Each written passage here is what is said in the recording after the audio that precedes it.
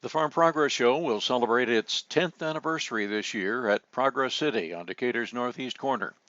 Every show is bigger and better, and show director Matt Jungmann provides a preview of the show coming up on August 29 through 31. It's coming right at us, but you can't, to talk about this year's show, you want to go back to 2021 and say that in 2021 there was still a lot of COVID things happening and a lot of uncertainty, and international companies, especially European-based companies, didn't necessarily think that they wanted to be doing events. And so depending on how you measure it, we had 80-90% of a Farm Progress show in 2021, which was quite an accomplishment. Everybody was just glad to do it.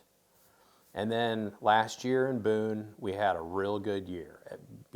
Everything was back. We had been 4 years without a show in Iowa, a lot of pent-up demand, and the weather was perfect, and everything went really well. And so pretty much everything was back, with the exception of some of the exhibitors and a lot of the international visitors. And now, as you kind of put that all into perspective, you start talking about 2023. And COVID is pretty well, in terms of any restrictions or anything globally, it's pretty well in the rearview mirror. So where we shaved a street off of the show site in 2021, we're fully back to 12 full streets, and we're probably as sold out as we've ever been at this time of the year. We're starting to get real short on some exhibit types, some space types.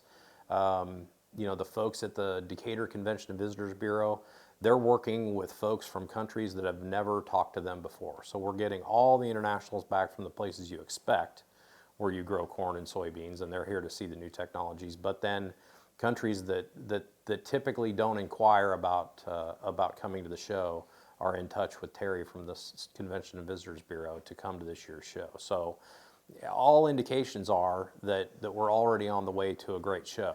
And new product introductions.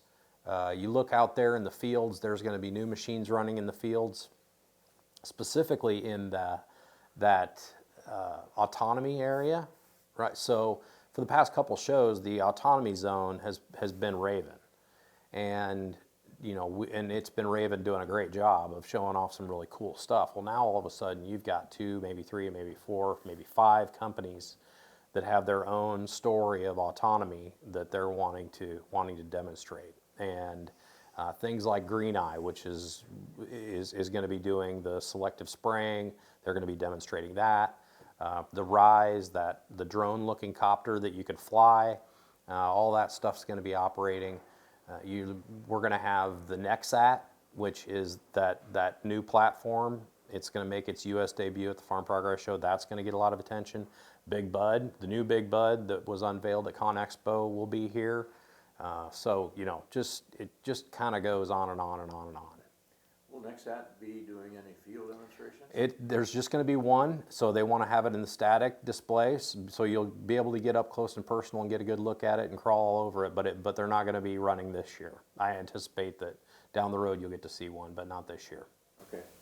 As far as that autonomy area, is that going to be primarily the high-tech focus of this year's show? I think so. I mean, I think that's where everybody's eye is going to go to. Obviously, the standbys, everybody loves the harvest demo and the tillage demo and the ability to do ride and drives. But I think, people come to the Farm Progress Show to see what the progress is, what's the new thing. And there's all kinds of new brands, in addition to what Raven has done, that are going to be participating in that autonomy area. So I think that by default, that's the kind of thing that's going to be new. Okay. You've got, and you said 12 streets. We're all the way up to Mount Road. Yep. Are you including Iowa, Illinois, and Indiana? There's going to be activity going on there. Illinois soybeans got some plots there. We've got some exhibits going down into there, and that's where we had a concert in 2021. And in order to put together a concert of the quality that we've done the last couple shows, we're still looking for the sponsor partner that can help us make that happen. And so if that doesn't come together, we're going to come up with some new creative ways to use that area. And we've got a few ideas in mind, but we need to figure out if we can have a concert first, because that'll be our first choice. And then if that doesn't work, we'll have another good option to put on down there. Okay. The agronomy team of the Illinois Soybean Association looking forward to getting a long-term soybean foothold on Progress City. Yeah, it's kind of a nice addition, and it's purposeful from the standpoint that they're willing to put the effort into some long-term plots there, that this isn't just a 2023 thing. Actually, I'm not sure that 2023 is going to be much more than a launch of the idea, and then be doing long-term production there on all those individual plot areas. So you'd have to talk to them. They've got lots of ideas. I've heard a lot of things batted around, but I don't know what all it could be. So, you know, I'm as excited as anybody to figure out what they're going to be showing off there. And it gives them a nice stage to, it's got a lot of cool ties, because a long-term area of good black Illinois dirt where they can put on a show inside the fence, give the crowd good access to it. They can do off-season stuff when the Farm Progress Show isn't in town. They can do things there with it. It ties to Richland Community College, you know, the ag program here. Perhaps there are some cool ties to what they can do together on that plot. So it's just it's a nice addition to the show. There's a lot to talk about. So, you know, and this is you know, it's the center of their world here and their market. So this is a great opportunity for that. Okay, all right. Plots on the north end of any kind? Yeah, Bear has their plot, and then Stein is putting in their plot. Spraytech has a plot kind of right in the middle of the grounds. And then it looks like we're going to be doing perhaps some new plot stuff with hemp inside the fence on the north end up there. So that's pretty exciting to have a new hemp education plot area. Okay. New construction. I am not. The chief bin is being replaced. They've taken that bin down, and they're going to put up a new bin in its place. But other than that, I'm not aware of any new infrastructure going on. Now, there's still time for that to change, and there's always people that have hopes and dreams of doing it. But right now, I'm not aware of any. Okay. No buildings or anything. Not that I'm aware of. Is Morton redoing their home? Nope. Everything's pretty well staying. Actually, if anything going on with Morton, they're very satisfied with what they did here in Decatur in terms of putting up their house, and so they're maybe looking to do that some other places too. Host farmers David Bricks and Mark Pedroot have their show plot corn planted, up and on track for harvest at the show. We happen to sit here on May 11th. A year ago at this time, we still didn't have the corn in the ground. We didn't get the corn in the ground until May 15th. And so, yeah, we have a full month ahead of what we had last year. Just we had all the corn in the ground. We didn't. They did. The host farmers.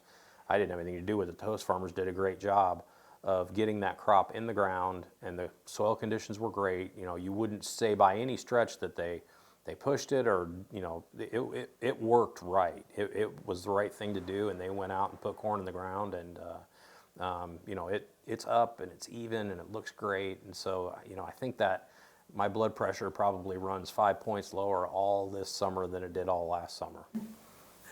Any changes to field demonstrations as far as the equipment? No, it's all similar to what you've seen in the past, doing a little test with maybe some soybeans to see if that's something that we could try to fold into the demo and demos into the future, bring those back to the show. You know, that would be kind of special with Decatur being the soybean capital of the world, that you would try to work some soybean demos into the show at some point in the future. So might have something to talk about there. But harvesting, tillage, tiling, all the things that everybody's pretty familiar with, we're going to get to do.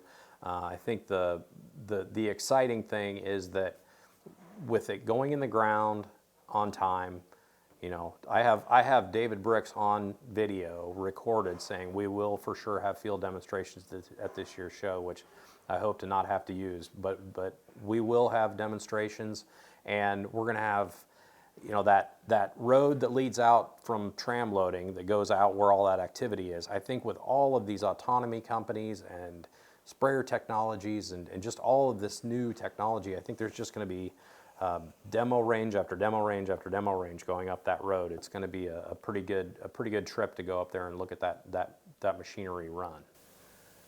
Almost running out of space. It's getting full out there, and the machines aren't getting any smaller too. They're bigger, they're wider, they're faster, and so yeah, it's getting full. I should probably comment as I sit here with you, Stu. When we were together in 2004 and we hatched this thing to bring the Farm Progress Show to Decatur, Illinois, The promise was to do 10 farm shows in Decatur over 20 years. Well, this is show number 10. We're at it.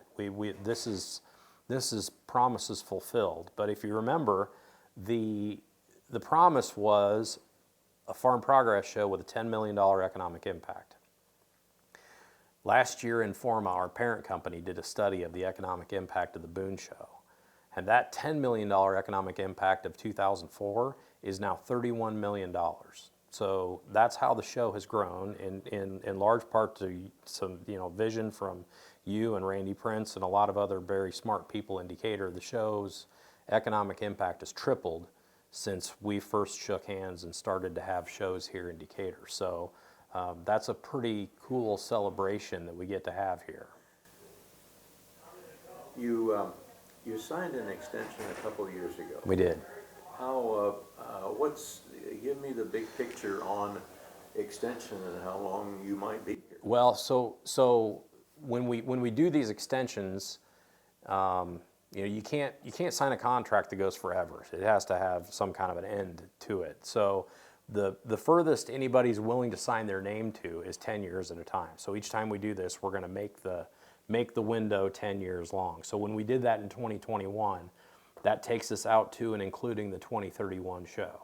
And obviously we'll do another one before 2031 comes along. Nobody has any intention of doing anything other than Decatur, Illinois. And then, so we're 2031 here in Decatur, and we've signed through 2036 in Boone. So, we're solid. Everything's in place. The community support here in Decatur has been tremendous, as well as Boone. Some great partnerships and good support from our ownership. Everything is rolling really well. The Progress City has seen 10 shows and 10 years of other alternate uses. It's getting some age to it. Yep. Are there any plans that Richland has or Farm Progress has for any physical changes or improvements to the facility? So we're in a position where those asphalt roads were put in 2007. And of anything that's showing its age out there, the bathrooms are in great shape, the electrical grid's in great shape, the drainage system works well, the parking lots are good. As we tile the field demo fields over the course of many years now, those fields are in great shape. If there was anything that we needed to do, it's going to be those roads. And we are looking for the right partners and the right partnerships and the right sources of funding so that hopefully we can get those roads redone for the 2025 show. They sit and they don't get much action, and then every 24th month we come in and just beat them unmercifully with forklifts and semis and all kinds of things coming in there. So they are in need of a little bit of TLC. We're going to get through this year's show, but that's probably the place that if it needs rehab, it's on those roads. Matt Jungmann says, watch for electric farm equipment to debut at the show this year. There have been a lot of companies who've started making electric vehicles, whether it's lawnmowers or side-by-sides or small tractors or what you have it. You can expect to see a lot more electric vehicles at the event. You can expect to see a couple of dedicated electric tractor companies, as well as products being unveiled by companies that you're familiar with that are going to enter that electric market. So, just as what you've seen happen in the automotive industry with electric vehicles, we're going to have electric forklifts out there setting up the show. There's going to be a lot of electrical things. And when you're talking about electric vehicles, everybody wants to make lighter battery technology. Well, in tractors, they don't really mind some weight in some places. So they're placing batteries in places where you want to have ballast anyway. So some older, heavy battery technology on a tractor is kind of a good thing. And so you're gonna see some of that entering the small tractor market.